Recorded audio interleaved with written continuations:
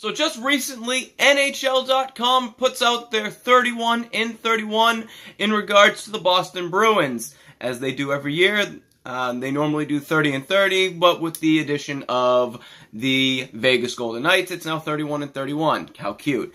But they did bring up some significant concerns for your Boston Bruins, but hold your horses. They did say that Boston is expected to be a playoff team in the Atlantic again. I do have a little bit of concern with Buffalo adding Jeff Skinner and a lot of other talent, but we'll get to that when we get to that. But the main concerns they brought up included the loss of one Riley Nash to free agency. I think Riley Nash is a big loss. Signs a 3-year deal with the Columbus Blue Jackets, and you have to look at their forwards. And I'm going to go look at their center depth at the start. We know Patrice Bergeron. We know David Krejci. Who's the third line center? Riley Nash, 15 goals, 26 assists, 41 points in 76 games, and that's a number that, quite honestly, I didn't think he had it in him. But probably among the best years Riley Nash has had. Who knows? He might do some really good things in Columbus. We'll see. That's to be concerned. But, yeah, that's some big numbers to lose for a third-line centerman. But I have a solution to that problem, and that solution comes in what many consider Boston's second-line centerman in the way of David Krejci. Now, the David Turnover Machine Krejci last season in 64 games, 17 goals, 27 assists for 44 points. So, my suggestion is to drop David Krejci to the third line. Now, what you're saying is, but that leaves a big gaping gap in the second line. No, it doesn't. Because you have a very talented 22-year-old out of Harvard University by the name of Ryan, Captain America, Mr. America, Ryan Donato. In the regular season last year, 5 goals, 4 assists in 9 games, or for 9 points in only 12 games. In the Olympics, he played in 5 games, scored 5 goals, 1 assist, and 6 points against, well, not the best in the world, but some really damn good players in the world. And in his entire Harvard career, he played 65 games, 47 goals, 37 assists, 83 points in 65 games for the University of Harvard. That's your solution. Your solution is Ryan Donato as a second-line center. Put him there with DeBrusk and Bjork. But then they bring up an even bigger point, which is more of a concern for me. Who in the right mind is the second-line right winger? Question for this team, because is their top 6 finished? Because right now, Boston doesn't really have really good right wing depth outside of David Pastrnak. So once you get past David Pastrnak, there's a big gaping hole there. And then you have David Backes and you have Noel Acciari. Now, there are some options for you.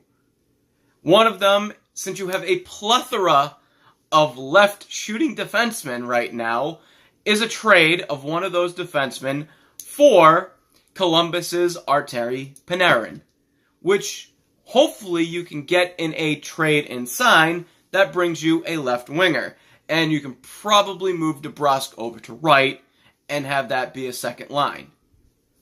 Now, there is another option out there that maybe not a lot of people are thinking of. It's a very wild idea, and it's something that I saw yesterday in an article. There is restricted free agency, which is costly, yes, because depending on how much you pay the player, you have to compensate the other team with draft picks.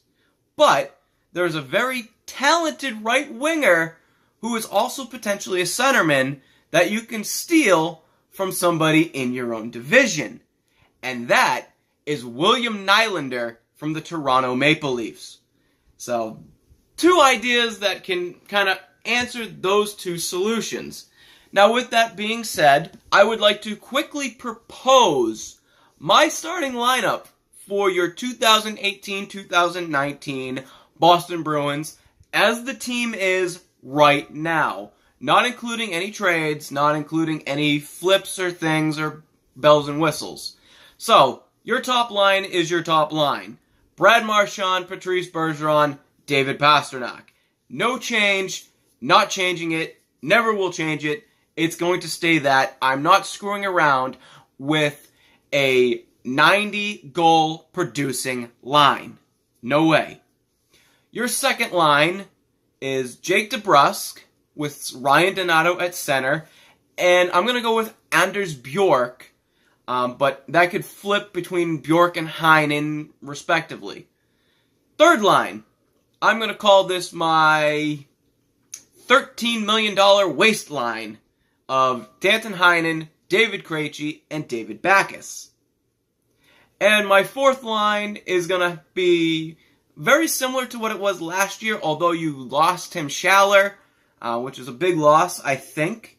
But it's going to be Jacob Nordstrom, Sean Corrali, and Noel Acciari. Now, your defensive pair are going to be pretty much the same as they were, although I don't quite know how they're going to make John Moore fit into this pairing. But Zdeno Chara and Charlie McAvoy probably to start the year. Eventually, please, for the love of God, reduce the minutes of Zdeno Chara. He is no longer a 20-something minute a night guy. He's just not. It's not going to happen. It's over and done with. Your second line is either Moore or Torrey Krug. Again, one of those is probably going to be traded, I would say, out there with Brandon Carlo, which leaves your third-line defenseman, in my opinion, Matty Grzelcyk and Kevin Miller, which is an interesting pairing because Kevin Miller, of course, big muscle guy. Grzelcyk, a very talented, offensive-minded defenseman. But, of course, you can put Grzelcyk and McAvoy out there for your power play unit with Krug or Moore out there with a forward later on. Your goalies, of course, starting goaltender is Tuukka Rask. Backup goaltender is Yaroslav Halak. So, again, just a few things that I would like to add as potential solutions if I were running the team.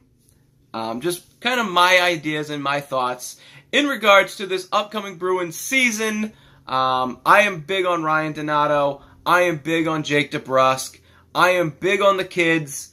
I am hoping that Boston will do something to make this team even better going into the season, whether it be a trade or a free agency pickup, something that can put this team over the edge as they are second or even third, and Buffalo is sneaking up there as fourth.